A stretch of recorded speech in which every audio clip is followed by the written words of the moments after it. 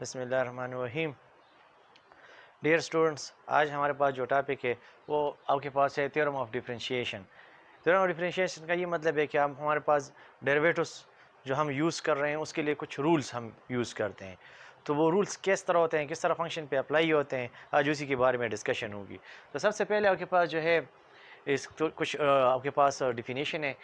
If F of X and G of X are differentiable at all X, अगर आपके पास F of X G of X कोई से दो function हम ले लें तो तमाम एक्स के लिए आपके पास डिफरेंशिएबल हो, and A B and C are any real numbers, और ए बी सी आपके पास कोई सी रियल नंबर्स आपके पास कांस्टेंट वैल्यूज़ आपके पास हो, then the differentiable rules are, सबसे पहले जो रूल आपके पास है वो आपके पास है कांस्टेंट रूल।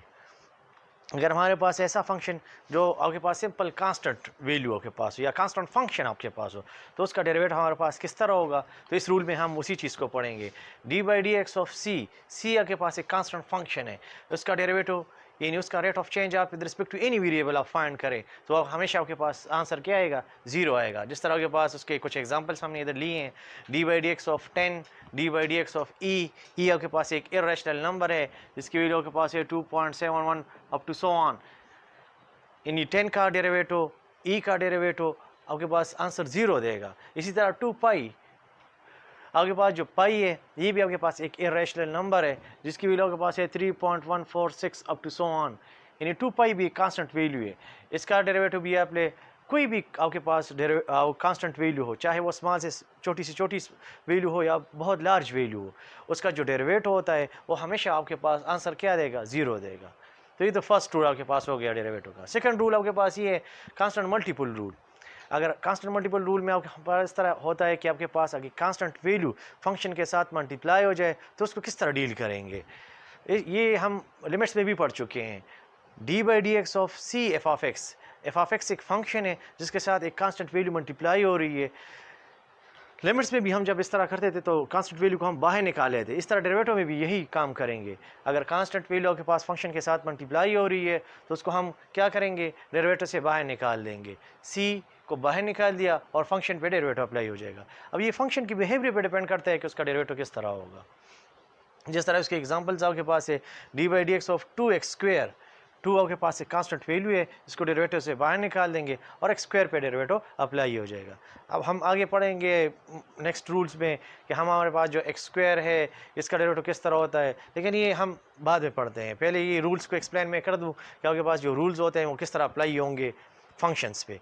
नेक्स्ट आपके पास इस तरह D by D x of 7 into x4 + 9। अब आपके पास ये 7 मल्टीप्लिकेशन में इस फंक्शन के साथ मल्टीप्लाई रहा है तो 7 को हम डेरिवेटिव से बाहर निकाल देंगे और इस फंक्शन में आपके पास डेरिवेटिव अप्लाई हो जाएगा। सो ये आपके पास था कांस्टेंट मल्टीपल रूल। नेक्स्ट जो रूल हमारे पास है वो हमारे पास है सम रूल।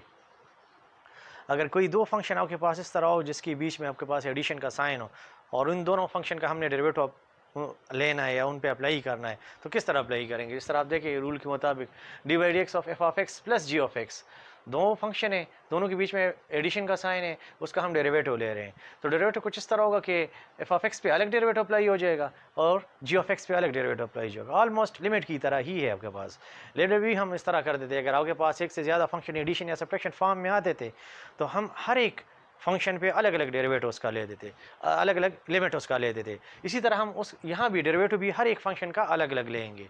इस तरह के पास देखें x प्लस एक्स क्यूब, दो अलग अलग फंक्शन है, इस पर डेरिवेटिव अप्लाई हो रहा है, x का अलग डेरिवेटिव ले ले, एडिशन का साइन अपनी जगह आ जाएगा, और एक्स क्यूब का अलग डेरिवेटिव ले ले। तो ये आपके पास अगर डिफरेंस का रूल भी बिल्कुल ऑलमोस्ट इसी तरह है। अगर बीच में दो फंक्शन के बीच में डिफरेंस का साइन आ जाए उसका भी डेरिवेटिव दोनों फंक्शन पे अलग अलग लेंगे, बीच में वही साइन आपके पास आएगा। जिस तरह x5 - 9 है तो x5 का अलग डेरिवेटिव ले लें, माइनस का साइन अपनी जगह आ जाएगा और 9 का डेरिवेटिव अलग ले लें। लिनियरिटी रूल आपके पास जो है यहाँ बेसिकली आपके पास दो रूल कंबाइन हुई हैं, एक सम का रूल आपके पास या डिफरेंस का रूल, और दूसरा आपके पास एक आपने कांस्टेंट मल्टीपल रूल पढ़ा है। तो उन दोनों की जो आपके पास कम्बिनेशन है वो इस रूल में हम डिस्कस करेंगे। आपके पास है d by D x of a f of x plus b g of x. अब यहाँ दो फंक्शन ऐड भी हो रहे हैं, वो सिंपल फंक्शन नहीं है बल्कि उनके साथ कोई कांस्टेंट वैल्यू भी मल्टीप्लाई वगैरह हो रही है, मल्टीप्लाई हो रही है। तो हम उसका किस तरह लेंगे, ये कांस्टेंट वैल्यू जो होगी वो फंक्शन से के डेरिवेटिव से बाहर चली जाएगी और फंक्शन पे डेरिवेटिव अप्लाई हो जाएगा। इस तरह ए आप देखें बाहर चला गया और एफ ऑफ एक्स पे आपके पास डेरिवेटिव अप्लाई हो गया। इसी तरह बी बाहर चला जाएगा और जी ऑफ एक्स पे डेरिवेटिव अप्लाई हो जाएगा। जिसकी इधर एक एग्जांपल मैंने लिखी है कि 7x² + 11x³, इसका अगर हम डेरिवेटिव लेंगे तो सम रूल के मुताबिक आपके पास दोनों पे अलग अलग डेरिवेटिव अप्लाई कर ले, दोनों फंक्शन पे अलग अलग डेरिवेटिव अप्लाई कर लिया, फिर 7 को डेरिवेटिव से बाहर निकाल दे। इसी तरह 11 को भी डेरिवेटिव से बाहर निकाले, क्योंकि आपके पास एक कांस्टेंट वैल्यू है जो आपके पास कांस्टेंट फंक्शन के साथ मल्टीप्लाई हो रही है, तो बाहर निकाल लेते हैं और इस रूल को हम क्या कहते हैं, लीनियरिटी रूल ऑफ डिफरेंशिएशन कहते हैं। तो इस तरह आपके पास ये लीनियरिटी रूल था। नेक्स्ट जो हमारे पास रूल है वो हमारे पास है प्रोडक्ट रूल। ये दो रूल जो आपको नज़र आ रहे हैं, product rule and quotient, very important. ये आपके पास डेरिवेटिव में बहुत इंपॉर्टेंट रूल्स है। अक्सर आपके पास पेपर पॉइंट ऑफ व्यू से आपके पास किसी भी कम्पिटिटिव एग्जाम में ऐसे क्वेश्चंस मस्टली आपके पास आते हैं, तो उसको अच्छी तरह समझे। इसमें मैं एक अलग अलग लेक्चर भी नेक्स्ट इसके मतलब इस लेक्चर के बाद दूंगा कि प्रोडक्ट रूल का प्रूफ और प्रिकॉशन रूल का प्रूफ और इस पर नेक्स्ट मुख्तलिफ क्वेश्चन हम करेंगे, लेकिन यहाँ मैं थोड़ा सा उसके ब्रीफ से इंट्रोडक्शन आपको करवा दूँ। प्रोडक्ट रूल आपके पास जो है, प्रोडक्ट रूल से ही आपके पास देखिए प्रोडक्ट इसमें आपके पास इट मीन्स कि आपके पास में जो फंक्शन आएंगे वो प्रोडक्ट फॉर्म में होंगे। जिस तरह आप देखिए d/dx of f of x और g ऑफ x, आपके पास दो फंक्शन है, दोनों प्रोडक्ट फॉर्म में है। इसका डेरिवेटिव हम किस तरह लेंगे, इसका डेरिवेटिव इस तरह लेंगे कि फर्स्ट फंक्शन को छोड़ देंगे, फर्स्ट फंक्शन एक फर्स्ट फंक्शन है, एक आपके पास सेकंड फंक्शन है, फर्स्ट को छोड़ के सेकंड का डेरिवेटिव ले लें, फिर सेकंड को छोड़ दें और फर्स्ट का डेरिवेटिव, मतलब बारी बारी एक एक का आपने डेरिवेटिव लेना है।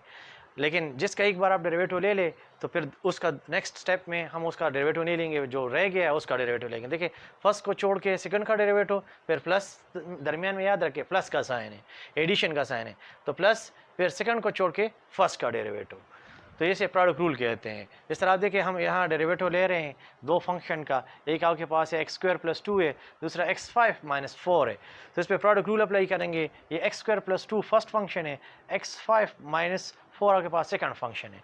फर्स्ट फंक्शन को छोड़ के सेकंड का डेरिवेटिव, फिर प्लस दरमियान में प्लस का साइन, फिर सेकंड को छोड़ दें और फर्स्ट का डेरिवेटिव लिया, तो इसे हम क्या कहते हैं, प्रोडक्ट रूल कहते हैं। प्रोडक्ट रूल याद रखें हम तब अप्लाई करते हैं जब दो फंक्शन आपके पास प्रोडक्ट फॉर्म में हो और उसका आप डेरिवेटिव ले रहे हो। क्वोशिएंट रूल, क्वोशिएंट रूल आपके पास जब आपके पास फ्रैक्शन फॉर्म रेशनल फॉर्म में आपके पास दो फंक्शन आपके पास आ जाए, मतलब नोमिनेटर में भी फंक्शन हो डिनोमिनेटर में भी फंक्शन हो, तो उस पर आपके पास क्वोशिएंट रूल अप्लाई होता है। क्वोशिएंट रूल अप्लाई कैसे होता है, देखिए quotient rule f of x / g of x इस तरह अप्लाई होगा कि जो आपके पास डिनोमिनेटर में फंक्शन होगा, जो भी डिनोमिनेटर में फंक्शन है उसका स्क्वायर, ठीक है, फिर डिनोमिनेटर को छोड़ दे, नोमिनेटर का डेरिवेटिव, याद रखिए दरमियान में माइनस का साइन है, क्वोशिएंट रूल में दरमियान में माइनस का साइन है, प्रोडक्ट रूल में दरमियान में प्लस का साइन है, दरमियान में माइनस का साइन, फिर नोमिनेटर को छोड़ के डिनोमिनेटर का डेरिवेटिव। दोबारा सुन लें, याद रखिए डिनोमिनेटर का आपने स्क्वायर लेना है, डिनोमिनेटर ही में स्क्वायर लेना है, और फिर उसी फंक्शन को छोड़ दे जिसका आपने स्क्वायर लिया उसको छोड़ दे, यानी डिनोमिनेटर को छोड़ दे, नोमिनेटर का डेरिवेटिव, दरमियान में माइनस, फिर नोमिनेटर को छोड़ के डिनोमिनेटर का डेरिवेटिव। यहाँ भी याद रखें आपने मतलब एक का डेरिवेटिव लेना है, दूसरे को छोड़ना है, और फिर दूसरे का डेरिवेटिव लेके पहले वाले को छोड़ना है, तो इसका ख्याल रखिए। लेकिन इसमें आर्डर आपके पास मैटर करता है, इसमें आर्डर मैटर नहीं करता। प्रोडक्ट रूल में अगर आप आर्डर चेंज कर ले, फर्स्ट सेकंड आगे पीछे कर ले तो कोई फ़र्क नहीं पड़ता, लेकिन यहाँ आप आर्डर को चेंज नहीं कर सकते। यहाँ अगर आपने आर्डर को चेंज कर दिया तो रिजल्ट डिफरेंट आएगा।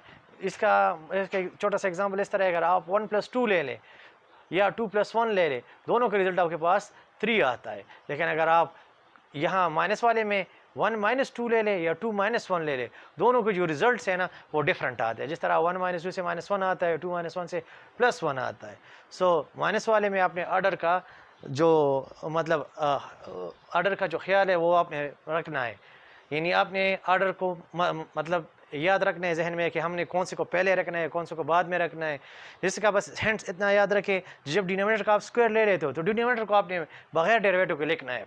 जिस तरह आप जैसे स्क्वायर लें उसको इसी तरह लिख लें, ठीक है, और फिर नोमिनेटर का डेरिवेटिव, फिर नोमिनेटर का डेरिवेटिव हो गया है, फिर माइनस, फिर नोमिनेटर को छोड़ दे और डिनोमिनेटर का डेरिवेटिव, तो ये आपके पास क्वोशिएंट रूल कहलाता है। अब देखिए इसका एक छोटा सा एग्जांपल आपके पास है 7x / x² + 2। अब डिनोमिनेटर में आपके पास जो है ना x² + 2 फंक्शन आपके पास है, नोमिनेटर में आपके पास जो फंक्शन है वो 7x है।